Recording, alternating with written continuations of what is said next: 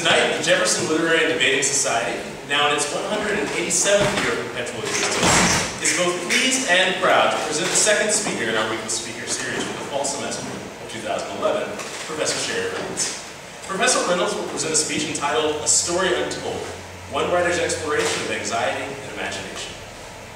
A South Carolina native, Professor Reynolds received her Bachelor of Arts in English from Davidson College and a Master of Fine Arts in Creative Writing from Virginia Commonwealth University.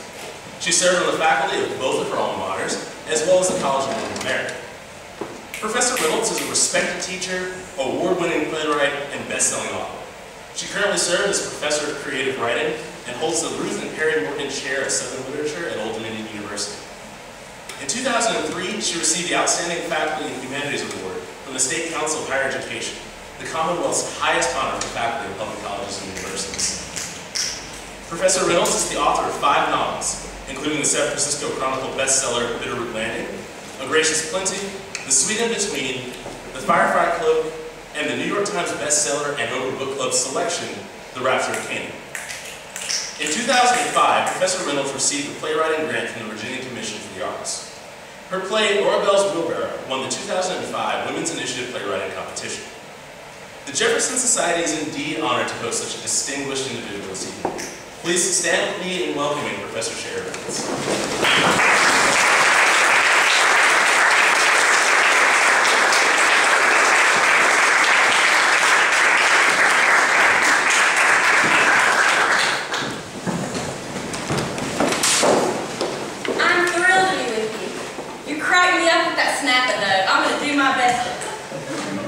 I love it. It's fun. And I've just been out to dinner with some of your members, and I've learned some things about your society, and I wish I could have been here.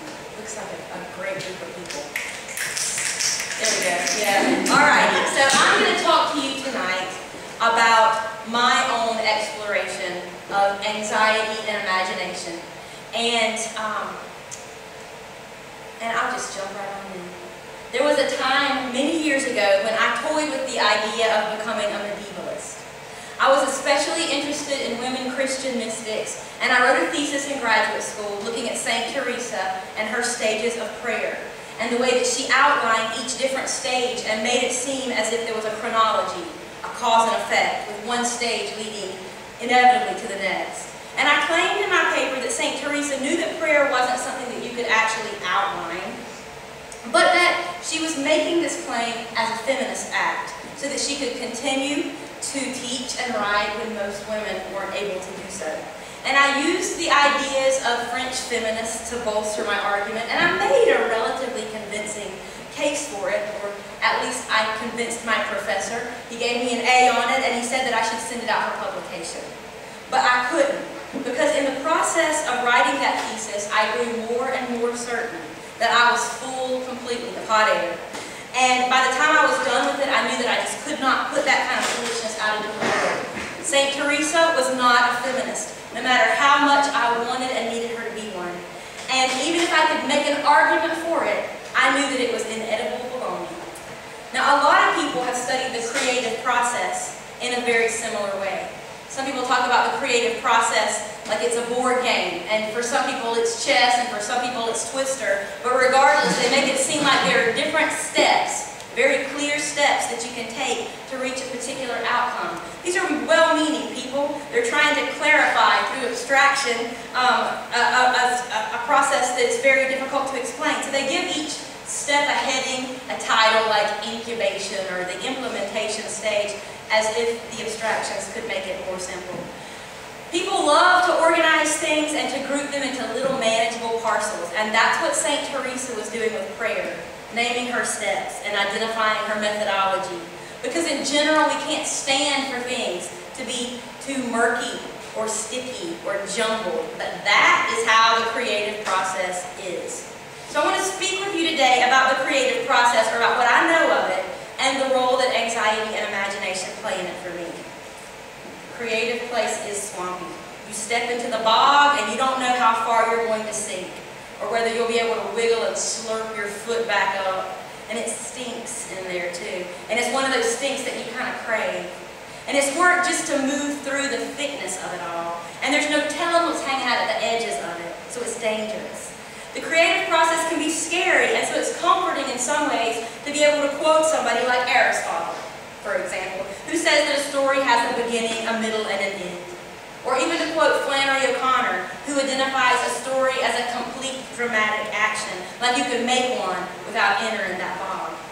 But O'Connor and Aristotle and anybody else who's ever written a story knows that you can't create that kind of narrative, not the kind of narrative that anybody wants to read anyway, without slogging through those swamplands. As a teacher of writing, I can certainly help students learn the formal rules, and there are formal rules, but I can't guide them to their swamps. Every now and then when we get close by accident, I can give them a nudge. That's about it. My suspicion is that for every artist, there are different combinations of experiences and reactions that come together to shove that poor soul into that quagmire and kickstart the creative process. I can only tell you what I know about my own, but to do that, I need to take you back with me to my own beginnings, and that's the 1960s, the late 60s, in South Carolina, way out in the country, where there are no street lights and no traffic noises. I live in a single-wide trailer with my parents in a grassy clearing off to the side of my grandmama and my papa's house. And around us there are tobacco fields and a pack house and a chicken coop and woods and fields. And in our trailer there's just darkness, and then there's the sound of things breaking. My parents fussing, things splintering, vibrations of feet stomping down the hallway and doors slammed. And there in the darkness, perfectly still in my bed, I imagined things. Curled up tight under my covers, eyes squint shut, I kept my head buried with just a tiny little hole for my nose to get air through, and I told myself stories about what was happening, imagining all the things I couldn't actually know. One morning I woke up to find a hole in the wall where a fist had punched through it, and I couldn't stop imagining what had happened and why. I can still picture the wall, the hole just to the left of the light switch, and the splintered paneling and the rough edges of that wood prickly sharp, and I'd reach my own fist up to that hole, try to see what angle that fist had gone through. And later on, when I should have been doing other things, I would get sidetracked and stuck, wondering what that wood felt like when the fist broke through it. There was this one night when I was very little that I heard my dad and some other men fighting in the yard. I peeked through the curtains to see them rolling around and throwing each other up against trucks, punching, kicking, pummeling one another. And I told myself that everything was okay, that they were just playing bears.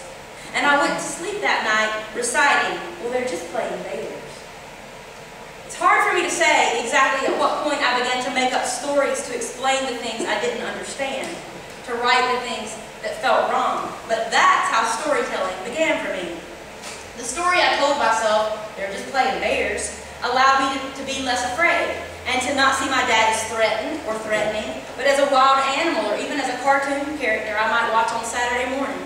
Daddies weren't supposed to growl and heave other people around, but for bears that was reasonable behavior. And so the story I told myself placated me, and in some ways storytelling became a self-soothing behavior for me. The author, Barry Lopez, has said, if stories come to you, care for them.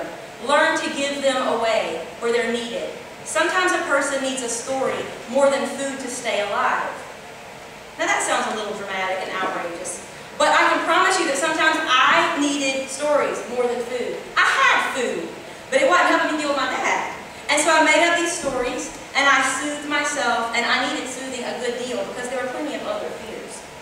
We had this rat that kept stealing our wash rags and dish towels and dragging them into the nest underneath the trailer. One night my dad shot that rat inside the house with a pistol he kept in his underwear drawer. That rat died with a mouthful of terry cloth, this wet, pulpy thing soaking up its own blood, and my mama put a rug over the hole in the floor, and that was the end of it, or so they thought. But I was this weird little kid. I was obsessed with that hole where the rat died. Stared at it a lot. I kept moving the rug to see what was underneath it and imagining all the things that might come up out of that hole. I was so relieved when we finally left that house. We moved into a house that my dad had built us. But not long after that, my anxieties just shifted because my dad shot at other things too. He shot at his hunting dogs when they barked in the night and wouldn't stop. He had a big pen in the woods back behind our house, and at first he'd shoot up over their heads to warn them. And then if they didn't shut up, he'd shoot lower. Well, in my bed, I would pray for these dogs to stop barking. I'd try to send them telepathic messages before my daddy blew up the kingdom come. Stop barking. And sometimes it worked. Or at least sometimes it seemed to work. Or I imagined it worked. But I didn't feel powerful. Instead, I worried that they might start barking again at any instant. And that would be the end of the dogs. The end of everything. So I started practicing leaving my body and my bed and sending myself outside into the pine trees between the house and the dog pen. And I spent nights there in the tree limbs, sending quietness to those dogs. Sometimes I imagined I had the power to keep them quiet, and that meant that if they started barking again, it meant I hadn't concentrated hard enough or loved them completely enough. And in that way, it was my fault if my daddy shot them. Well, that's a complex, right? What a complex. You imagine yourself so powerful in spite of the fact that you have no power. I had to be a storyteller because otherwise I think I would have gone a little crazy. My dad, he's quite a character. He even shot off a man's wooden leg once. This man had turned him into the game warden for poaching. So my dad crouched in the ditch and he waited until the man got home. And then as he was hobbling from his truck to his doorsteps, my dad took one shot and splintered that wooden leg just below the knee. He laughed so hard about it when he told us. I can still picture him at the kitchen table, eating his supper and describing the thrill of watching that SOB drag himself across the yard with just his arms. I kept thinking that my dad might shoot me too. And if he did, what would that be like? I pretended sometimes that he'd already shot me to get used to the idea so that I would be prepared if it ever really happened. Sometimes I suspect that half of what I've written has been an attempt to keep from being caught off guard, an attempt to not be surprised, and to be ready for whatever's coming next. So in the woods back behind our house where I played, I dragged myself through the pine straw and acorns by my arms, imagining that my daddy had shot off my legs. I'm honestly not sure that imagination and dissociation aren't sometimes the same things. At the very least, I suspect that they're first cousins. And it's so interesting to me that our society admires one and pathologizes the other. And I wonder if it all just depends on the lens that we look through. If I hadn't become an artist, what would I have become? Is it called imagination because it became productive for me? There was this time when my daddy got in a fight and gouged out a man's eyeball. I did not see this. I heard about it afterwards. But in my fantasies, I was there. I could see it and I made myself seasick, picturing the world through an eyeball on a string bouncing around my cheek. And even with my eyes closed, I could still see it. I still couldn't stop obsessing about what it would be like to look at the world through a dangling eyeball. So you could say that I had the ideal childhood for a writer, because there was no day without its drama. But I actually think that it's the combination of my childhood with my anxiety and my tendency to obsess that probably led me to my writing.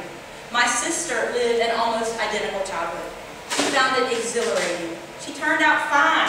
She thought my dad was terrific. He scared me senseless and enjoyed every minute of it. But he didn't scare my sister, not at all. So I don't think the memories themselves may be right. And anyway, these aren't stories I've written. I haven't even touched on my own stories. These aren't stories that I really have any intention of writing, although I certainly enjoy reading about other writers and how their early lives screwed them up. There's Mary Carr's The Liars Club is a great example, Jeanette Wall's The Glass Castle.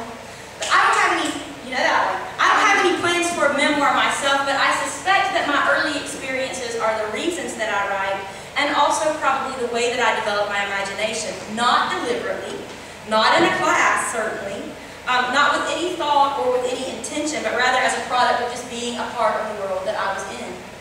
I had stories to tell, but trying to tell them was risky work. I think it was Carl Jung who said, pathology comes from a story untold.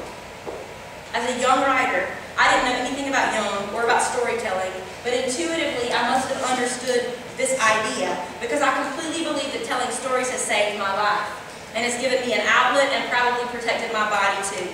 Certainly it's protected my mind from the toxins of my own memories and fantasies. Even when I was very young, I knew I had to get my stories out, but back when I was first trying to tell them, I could never write down what really happened. For years and years I wrote poetry, because I thought that that was where metaphor hung out, right? So I went to poems, and I wrote about rotting trees, and jellyfish with their stinging tentacles and that kind of thing. And I really connected with the poets of the Chinese democracy movement, who wrote everything in code. I tried to do that too, and it worked for a little while. For a long time, I didn't have the nerve to write nonfiction, and when I tried, in the essays that I wrote for my college composition classes, it always came out wrong, or it seemed to. I distinctly remember this time when one of my professors in an advanced composition class told me that my writing was gratuitously ugly, and that she felt like I was playing with her both in person and in prose. And I probably was, but I really didn't mean to be. But even that kind of criticism didn't stop me. It did shift me, though, from nonfiction to fiction, where I didn't have to tell the truth. You all remember Emily Dickinson's poem, "Tell all the truth, but tell it slant. Success is circuit lies." So I began writing fiction, where you go the circuit, right? Where telling a slant is the basic expectation. My first published novel, Bitterroot Landing, is a story about a woman who's recovering from sexual abuse. And when I wrote it, my intention was to focus not on the incidents, not on any present action violence, but on the residue, the leftover thoughts that plagued this character and kept her from being the person that she wanted to be. I wanted to show her living a life in the present, but constantly intruded on by her past. So naturally, the questions that come up are, what is real here in this situation, and what is imagined? And if this isn't real, and if it's happening in the present, if it's not in the present, then why is it paralyzing and stifling in the present? So once again, you can picture me at that hole in the floor where the rat was killed, fixated on those images no longer there. Even when I was writing Bitterroot Landing, I was standing beside that hole. Well, that first novel made a lot of people uncomfortable. My main character, Jael, cuts herself with sticks and shells, and then she picks out the scabs and eats them. And she paints with her menstrual blood and gives the painting to her lover as a gift. And apparently these aren't things that most people do, but I didn't really know that at the time. Jael had visions left and right, and I faithfully transcribed them for her. She visits with a statue of the Virgin Mary in the church where she works, and Mary becomes a kind of a spiritual advisor and mother figure to her. But she also creates a figure out of wax and mud and moss, a kind of an earth goddess that she calls the Dark Woman. And the Dark Woman advises her too, but in matters of the body. And that book moves between and among these visions that are absolutely real to that character. Now, I have no trouble myself talking with inanimate objects or non-human beings. And I transfer that easily to my characters. And I realize that some people might consider me just a shade shy of crazy, but so far that hasn't been much of a problem for me. And I can't imagine how bored I'd be if I only talked to people, especially living people, what they know. Jael has 3 visions of her dead grandmother in the book, and each of the 3 lead her toward healing that relationship. She has dreams that unsettle her and sometimes terrify her, and naturally, as I was writing this book, I used variations on my own dreams. I had not had much therapy at that point in my life, and that's probably why I wrote this kind of book. And it may be true that if I had been talking to a therapist, I would have had better sense than to publish it. But I did. And I'm not all that sorry about it. Here's a tiny little section from the very end of that book just to give you the flavor. For as long as I can remember, I've searched for things to worship.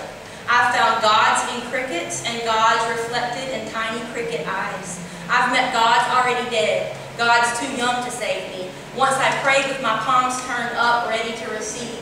That bleak creator spit into my hands. I've learned to say thank you. I've learned to mean it. So my character, Jael, claims her masochism as well as her own divinity. She points out that gods can be ineffective. And yet just because God's a total out-of-control failure doesn't mean we shouldn't praise. And the fact of our worship doesn't imply that God is great, God is good. When I'm writing, I often don't know where I'm heading or what I'm really working with until I get there. And sometimes I'm startled to find out. When I'm writing, I'm all stirred up, but in productive and useful ways. So naturally, if I do my job right, the reader should be stirred up too, and ultimately delivered to a new place and to a place worth going. Stories exist to remind people of things that they've forgotten, writers and readers both. Stories used to know, or what we suspect, or what we almost know, the things on the periphery. So it's no wonder that dreams are important to me as a storyteller, because dreams are the places where we work out our anxieties, whether we ever become conscious of it or not. And dreams have enormous and ongoing significance in my life and in my writing. The second novel I published, The Rapture of Canaan, was born from a dream image that kept haunting me. I dreamed about this baby whose hands were held together in what looked like prayer. But I knew that this baby wasn't praying. Instead, his skin was seamed together at the heart line on his palms. Now, I often encourage my students to pay attention to their dreams and sometimes to work backwards from their dreams to see if there's a story there, some kind of unconscious yearning or something to be discovered. And this is the closest I can get to leading my students to their swamps. When I'm working with a dream, I start with that exciting image, in this case the baby's hands. And I ask, who is this baby? Or who would this baby be meaningful to? And the first answer, of course, is a religious community, a Christian community. And so I ask, well, what would a devout Christian who takes the Bible very literally make of this baby? And obviously, I think the baby would seem special and potentially even holy. And the next question becomes, well, who would be the natural mother of this child? And the first answer becomes, it would be a religious figure, maybe some kind of a Virgin Mary. And then I back up one more step and I go, nah, that story's been done before. Let's try it from the perspective of a young woman who tries to convince herself and others that she's having the Lord's baby, when really it belongs to her cousin James. So that's one of the ways that stories come to me, in dream images that follow me around. Now, I'm going to return to the Rapture of Canaan in just a minute, but first I want to give you a different example of how I use dreams in my writing. Not so long ago, when I was writing my novel, Firefly Cloak, I was also in a dream group. I don't know if any of you have been in a dream group, but basically the way that this works is other people who are interested in their dreams, we sit together in a circle and one person tells about the dream they had and the other people go through and ask questions about it and help the dreamer make associations and kind of figure it out. So I was in this dream group, and even after I'd finished the novel and after my publisher had accepted it, I was unsatisfied with the story's ending. And then I had a dream one night that I was on an autopsy table in a morgue, and I could see my own body split open on the gurney. And at the same time, I was standing up inside of my body, and I could feel like my own fluids squishing between my toes. It was very sensual and nasty, good stuff. And I had my own intestines in my hands, and I was standing there, and I was looking for the end of them. So I told the member of the dream group this, and they asked me tons of questions about the images, and I worked on those things, and that guided me in the way to end the book. The dream is nowhere in the book, but rather it guides the book to its conclusion. But sometimes you do have to sift through a lot of shit to get there. It's easy enough to see how that particular dream image had relevance for me as a writer, but let's return for just a minute to the baby with his hands seamed together. That image that I used very literally from my dreams in The Rapture of Canaan. Now, you might wonder why I would remember that kind of dream image, when so many of our dreams just fade to vapors and disappear before the alarm clock stops ringing. Why would that praying baby come into my conscious mind and claw in the way that he did?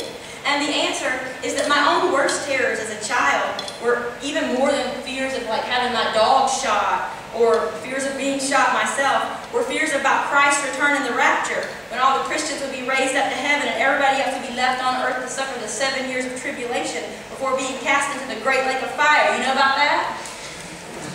Of course, I saw myself headed for that fiery lake. Because whenever my family wasn't busy running from the game warden, we were usually in church. Or at least the women were. Men only went for the Christmas play. When I was a kid, we had vacation Bible school for a week every summer, and each night the preacher would come into the classroom, and he would make us bow our heads and close our eyes, and then he would ask us to raise our hands if we had been saved and baptized in the blood of Jesus. And inevitably, many of these little arms would shoot up, but mine did not. And then he would say, if you haven't been saved and baptized, raise your hands now. And I'd put my arm up, very reluctantly, and he'd make us hold it up for the longest time. And he would say, if your hand is up now, you are headed to hell. You're going to bust hell wide open, where there shall be weeping and wailing and gnashing of teeth, and the worm dieth not, and the fire is not quenched. And then his voice would break. You could tell he was crying, even though he was hollering too. and he'd say, don't put your hand down. Raise it up. Keep it up. Your arm's starting to hurt. Good. We want it to hurt. Just think about how it's going to feel when you're engulfed in flames and breathing flames and your skin is withering up and crisping and the locusts will come and they'll claw your bones. The scorpions will get you and they'll rape you and you won't die. Satan will gnaw your flesh, gnaw you for all eternity, and you will not die. You will suffer without rest. And then he'd say, but you don't have to suffer like that. You can be saved today, child of God today, and all you have to do is come with me and say that sinner's prayer, and hallelujah, you'll be glory bound. Won't you come? And year after year after year, all the other little hell-bound children would run off with the preacher and get saved. And year after year, I would shake my head, no way. I didn't like that man, I didn't like his God, and I wasn't going off in any room to pray with him. Well, my sister was 3 years younger than me. She got saved when she was 5 or maybe 6. I was still holding out. She'd say, what's the big deal? Just say the prayer and go to heaven with the rest of us. But I wouldn't. She'd say, being baptized is easy. You just walk down in the water with the preacher, he plunges you under, you swim around his legs a little bit and come up and everybody eats cake. But I wouldn't do it. I had these night terrors of Satan and his army coming after me, and I was scared to go to sleep. And I asked my sister if I could sleep with her, and she said, no way, you big baby, sleep in your own bed. But I couldn't sleep. It seems to me like I never slept, because all night I was worried about the rapture and about my daddy shooting somebody he shouldn't. Well, we had been taught that after the rapture, when the Christians had been called up to heaven, we would go to the sink to get a drink of water, and there would be no water. There would be only blood running out of the faucets. And in the nights, I would get up and I would stand in front of the sink, but I would be too scared to turn on the water. Whenever I could get my nerve up and turn on the water, I would see that it was water, and then I could go back to bed. But more often, I just stood there staring, too afraid to look. Now, it's been 25 years since I left my parents' house, and I still get nervous sometimes when we have bad thunderstorms that it might be the rapture. So you could say that I have a lot of unresolved feelings about my religious upbringing, although writing my early books sure helped me work through some of them. When I had my dream image of that baby with the praying hands, it stood out to me because of my indoctrination, because of my own background. And then I married the story that I made up about the girl who thinks she gives birth to the new Messiah to a lot of my material from my own past. Contrary to what you might believe, I have not given birth to a Messiah, but there was enough of me in there to tap into her. And then in an attempt to totally change it up, I added in all these medieval law codes that had absolutely nothing to do with my religious background. So my novel, The Rapture of Canaan, became this stew of autobiography and history and fantasy and dream. I knew that my mama would read this book, and I realize now that much of my storytelling is still an attempt to be understood by my mama. I already feel understood by some of my relatives, and with others, I don't care if they understand me or not. But I feel like if I can make my mama empathize, she will finally know me and love me. I don't feel too sorry for me. That says a lot more about me than about my mama. I know that she loves me already. And while I suspect that love is enough and understanding is overrated, I'm not entirely there yet. In any case, I wanted to make my mom uncomfortable with this story. And I also wanted to provide her with an escape from it. So the act of sewing autobiography into fiction helped me to do that. I wanted my mama to see the sadomasochism of Christianity, and I worked it shamelessly. The book features a religious community that participates in self-punishing behaviors, atoning for their sins by putting sand spurs between their bed sheets, walking on acorns, digging graves for the very serious sinners and making them sleep there. My main character, Nina, has sex in church and lets herself believe that her partner's Jesus rather than her cousin James. And I knew that this would disturb not just my mom, but also the community that I grew up in, and it did. My anger, though, was part of what fueled this book. I wanted them to see the terror of what they put me through. It is not my biggest self that wrote this book, but doing it might have saved my life anyway. So here's my question to you. If you let your ugliest self, your most wounded, mutilated, humiliated, rotten self tell a story, what would that story be? And how many of those stories do we all have? And what's happening to the ones that aren't being told? Where do they go? I wonder sometimes if that's not what hell is, a collection of all of our humiliation and terror. And if we told those stories or found a way to purge ourselves of those stories and and those pains. What might that mean for our world? All my characters contain something of me.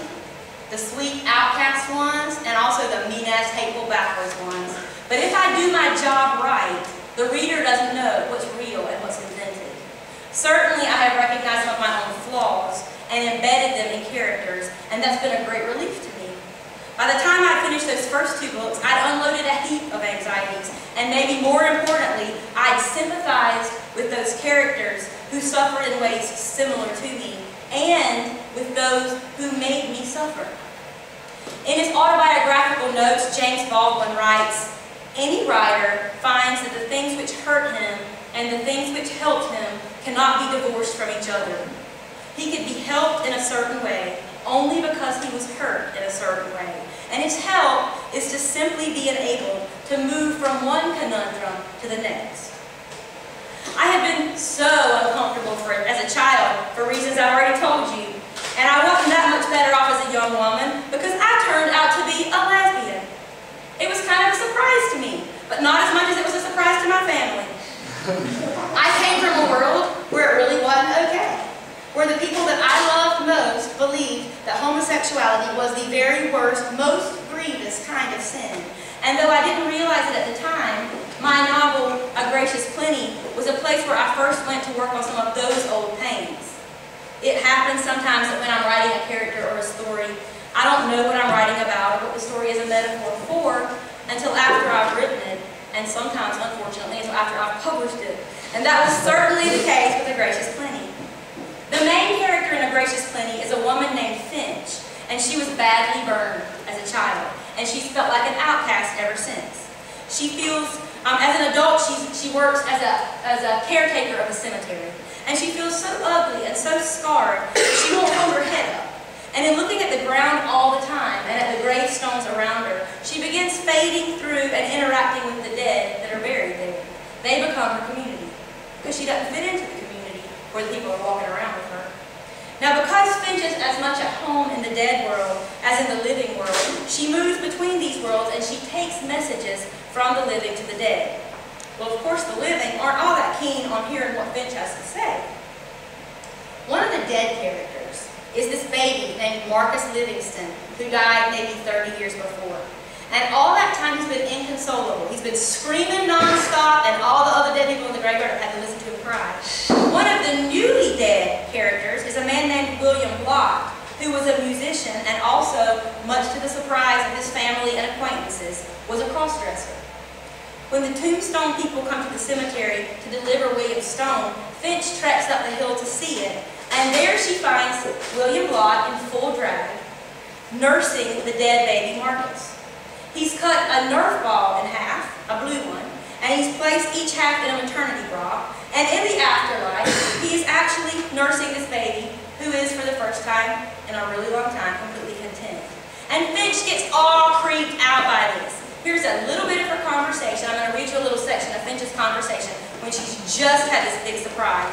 And she's having this conversation with her friend Lucy, who is dead. That's important to remember, okay? "I'm telling you he had minis and that baby was a sucking." "Did he see you?" Lucy asks. "I don't know," I tell her. "I ran." "Why'd you run?" "Just because," I spit. "Because what else could I do? He's a man and that baby's sucking." "Marcus isn't crying anymore," Lucy says. "I know." "Maybe he died hungry, Finch. Maybe he just needed to be nurtured. And if William Blott's the one who could do that, then more power to him. Maybe now Marcus will begin to like him. He can't tell his story when he's screaming." "Well, he sure can't tell it with a mouthful of ninny, styrofoam ninny too." And Lucy says, "You're judging him the same way people have judged you all your life. And what she tells me makes me mad, because it's not the same thing, not even close. I'm surprised, that's all," I fuss. "You gotta give me a minute to get over being surprised. I thought he was a man." "He is a man," Lucy says, and then adds, "It's okay, you've had a shock. I've known other cross-dressers, so it doesn't upset me." I snort. I hate it when she acts all high and mighty with me, like she's been all around the world and knows all there is to know. I almost remind her that all that knowing she did landed her in a grave before her time. Now, can you hear me talking to my mama in that scene and letting my mama talk back? I hate it when she acts all high and mighty. To make a reader empathize is to create for a reader an opportunity to change. By going in close, by designing a character who, while fictional, is so real that you know that person better than you know your own sister or neighbor, the fiction writer has an opportunity to alter lives. Now that might sound over the top, but if I didn't believe it, I don't think I'd do the work that I do. I want to share with you a quote from Peter Turchi, and he has this new book out called Maps of the Imagination, Writer as Cartographer. I recommend it for those of you who are writers. First thing Turchi does is he quotes Eudora Welty. And Eudora Welty said, her goal in fiction was not to point the finger in judgment, but to part a curtain, that invisible shadow that falls between people, the veil of our indifference to each other's presence, each other's human plight. That was Welty. Now this is Turchi. Our interest in maps of places we've never been and may never go is evidence of our curiosity not only about where others live, but how they live and how we would live if we were amongst them. We can never move entirely beyond the limits of our physical confines or even beyond our perceptions and understanding. But fiction and poetry, in expanding the world of our imagination beyond the world of our experience, allows us a more intimate and so more thorough and perhaps more compassionate imaginative knowledge of our fellow beings than we're ever likely to have in the course of our daily life. Now Turchi makes it sound beautiful and musical, the expansion of the reader that is offered through fiction. My take on it is a little rougher than that. I would go so far as to say that the fiction writer's job is to create anxiety in the reader, and that the shared experience of discomfort allows a reader to empathize with someone or some situation that the reader has not known or felt or understood before. If you imagine a tragic event that has no real consequence to you, a headline that you read on the CNN website, no matter how unsettling the images may be, your experience of the event must remain superficial when you don't have a connection to it. Fiction provides the connection. When you care about a character dealing with the tragedy, you understand the facets and the implications of it. And you would not have understood these things if you hadn't tapped into it, or if you'd only seen it reported on the nightly news.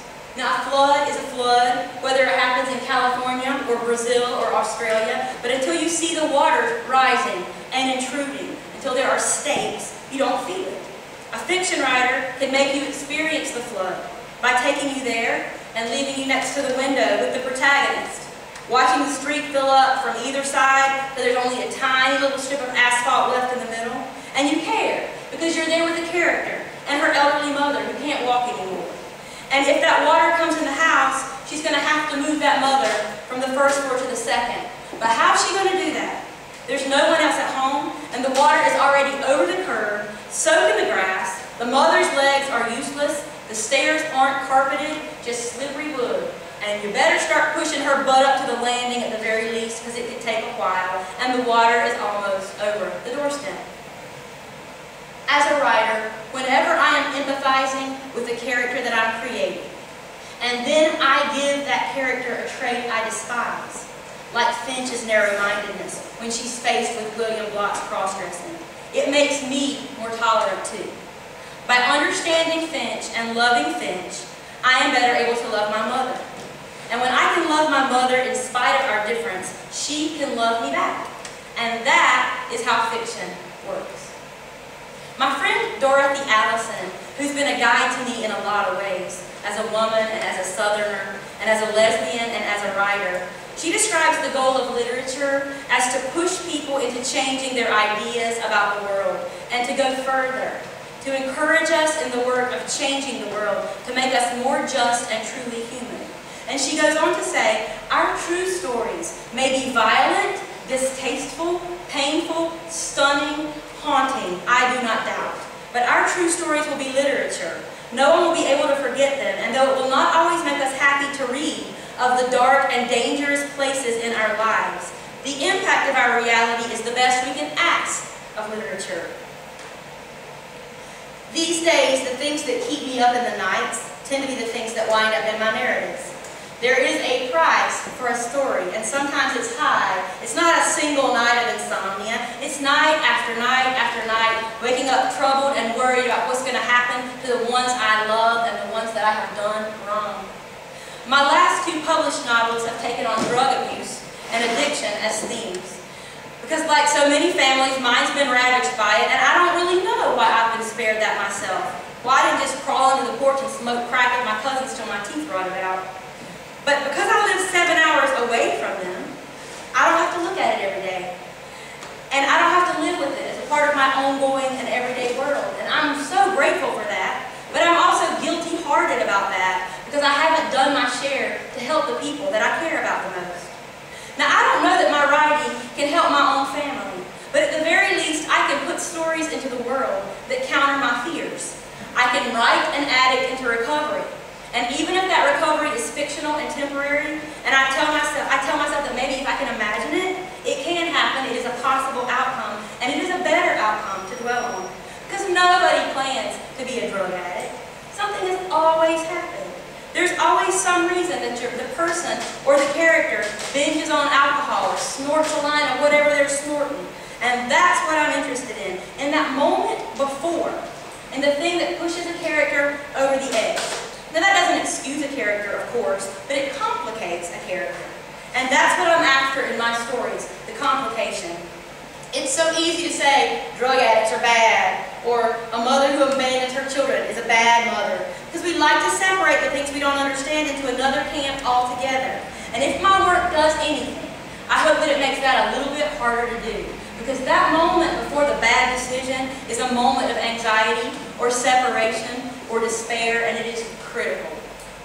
In my novel, Firefly Cloak, I wrote about a drug-addicted sex worker named Sheila, who abandons her children and has separated herself from her past. And the narrative begins when Sheila's daughter, who's a teenager by then, tracks her mother down and confronts her. And Sheila denies that she has children. She says she doesn't have a daughter at all. But the confrontation still leads her to make some changes. And the first stage of that change includes going through withdrawal. The section of the book where she's withdrawing from drugs is dreamy and blurred, and it's not always clear what's imagined and what's real. And I'm going to read you a little short section that takes place when Sheila is in the bathtub.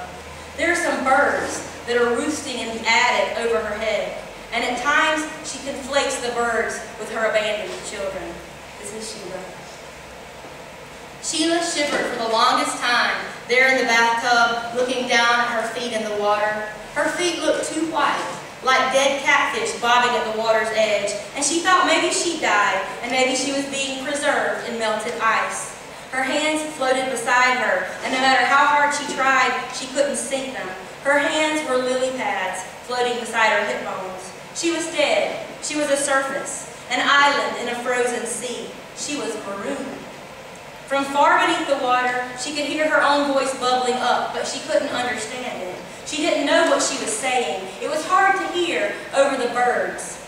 Then she heard herself instruct her toes to pull the plug and drain the bath. Her voice was cold inside her, swimming in slush. Her voice made it through her ears, but her toes were frozen, so they couldn't hear to drain the water. They couldn't hear because there was a thicket overhead, screeching birds peeping and clawing and scurrying around. It was a frozen thicket. The birds were trying to stay warm, but they had ice on their wings, and that's why they were screeching. So she shivered in the bathtub a long time more. She could see that the ceiling was weak, stained from rain, buckling above her. She imagined the birds with ice on their wings, falling down, landing on her lily pads, her island, like winter looms at low tide, leaving track marks on her belly. When I wrote Firefly Cloak, I hoped to make some peace for myself. I hoped to overlay my own anger and fear about one of my relatives and her drug problem with a narrative that attempted to understand it. And to an extent, I succeeded, and to an extent, I failed. And I would say that that is probably most of the times the case.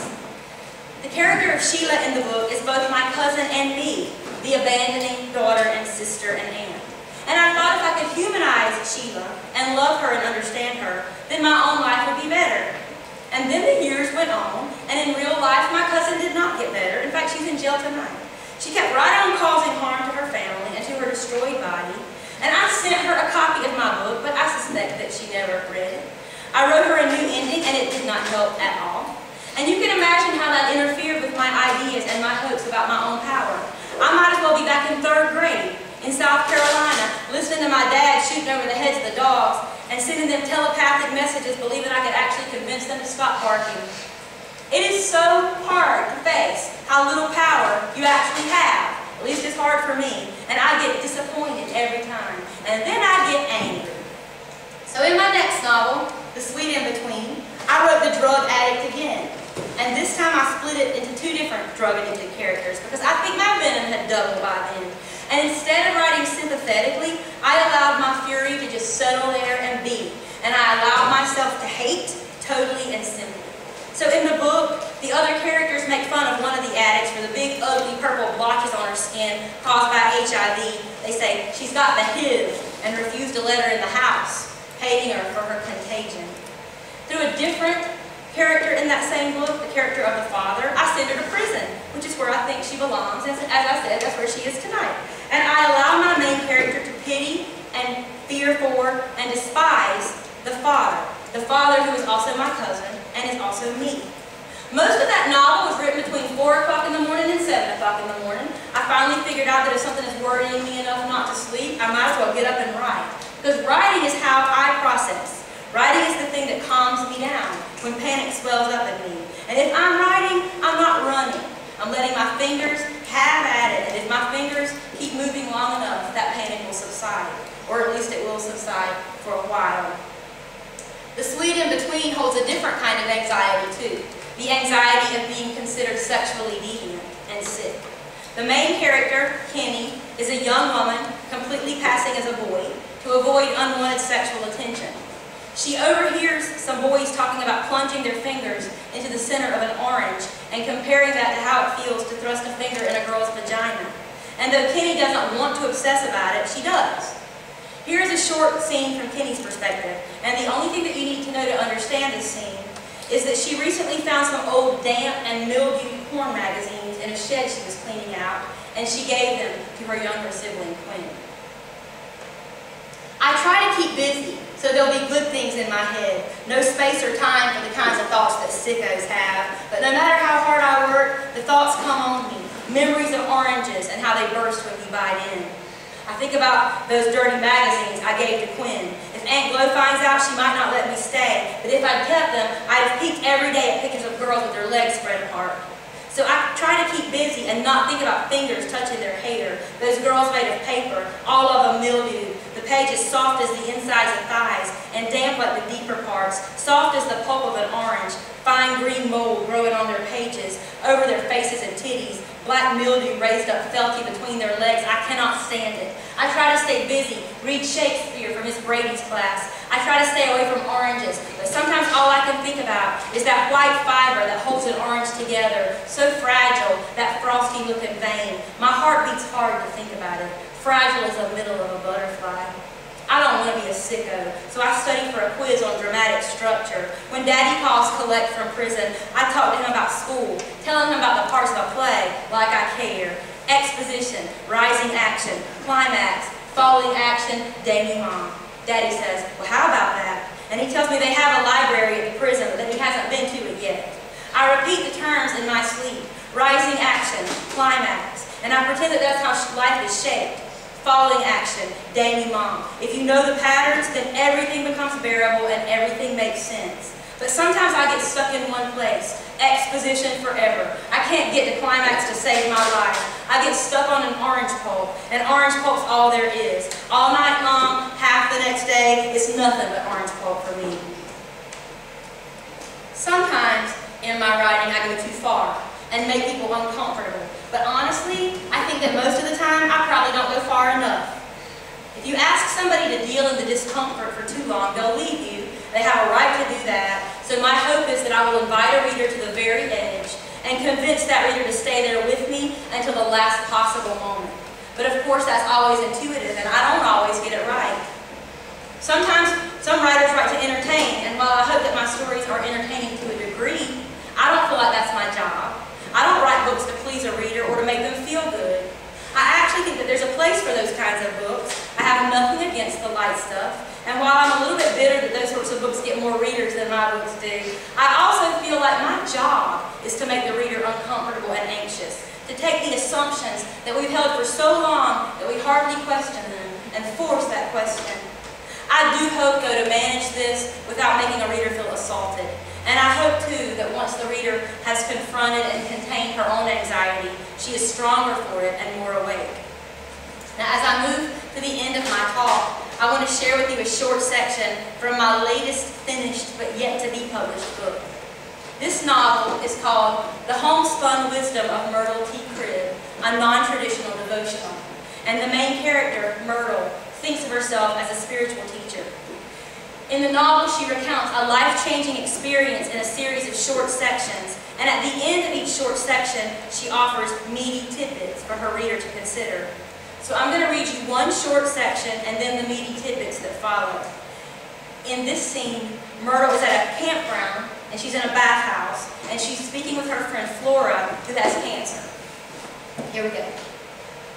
I was already in the shower when Flora shuffled in, but she yoo-hooed and took the stall beside me. She warned me to be careful not to slip when I left. Her dog had been drinking from the toilet again and he dribbled all over the floor tiles. I finished my shower before she did, dried off and dressed. Her dog came over to see me, and when I rubbed his head, I felt a lump on his ear.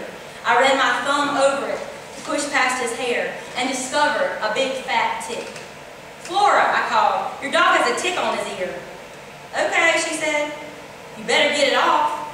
The old faucet groaned as she turned off the spigot. It's all right, said Flora, that tick lives there on my dog. I thought she might be teasing. And then I realized that she probably didn't understand. It's a tick, I said. Ticks carry Lyme disease and Rocky Mountain spotted fever. Some do, she said, some don't. She squeezed the water out of her braids. But just in case, I said, some people carry diseases too, but we don't kick them out of their homes for it. She emerged from the shower stall wrapped in a too small towel that gaped at her tumor-filled tummy. Maybe that tick's what's making your dog so sluggish, I said. My dog's sluggish because he's old, she replied. For all we know, that dog and that tick might be best friends. I patted the dog's head. I guess I patted the tick's head too. The dog looked sleepy and pleased. I smiled at Flora. She smiled at me. For all we know, she said, that tick might be singing lullabies in the dog's ear, even as we speak. Meaty tidbits. 1. What some people would call animal cruelty, other people would call